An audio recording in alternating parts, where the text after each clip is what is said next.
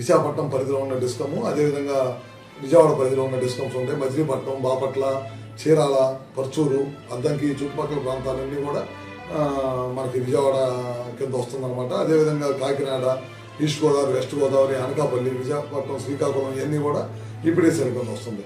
కొద్దిగా తుఫాన్ ప్రభావం తక్కువ ఉంది కాబట్టి తిరుపతి డివిజన్ నుంచి చాలా పెద్ద ఎత్తున 1400 నుంచి 1500, ఫస్ట్ 800 మంది సరిపోతారు అనుకున్న తర్వాత తుఫాను తీవ్రతను దృష్టిలో పెట్టుకొని గాలులు ఎక్కువగా ఉంటాయనే దానికోసం 1500 మందిని అక్కడి నుంచి ఇక్కడ తీసుకొని వచ్చాం. మచిలీపట్నం ప్రాంతానికి కానీ, బాపట్లకు కానీ, లేకపోతే మిగతా ఈస్ట్ వెస్ట్ అనకాపల్లి ఈ ప్రాంతాలకు అందరినీ తీసుకొని వచ్చేసి ఎప్పుడైతే తుఫాన్ తీరం దాటిందో ఇమ్మీడియట్గా మా ఆపరేషన్స్ అన్నీ కూడా స్టార్ట్ చేసి ఎక్కడ కూడా సిబ్బందికి కూడా ఇబ్బంది లేకుండా వాళ్ళకు కూడా ప్రికాషన్స్ తీసుకుంటూ ఎప్పటికప్పుడు బ్రహ్మాండంగా పనిచేసుకుంటూ వచ్చామన్నమాట. 2 నుంచి 3 రోజులు పట్టింది మొత్తం కంప్లీట్ చేసాము. వాటికి అందరు హౌస్ హోల్డర్స్కి మొత్తానికి కూడా ఇమీడియట్గా డే అండ్ నైట్ పనిచేసి అందరికి కూడా కరెంట్ ఇవ్వడం జరిగిందన్నమాట.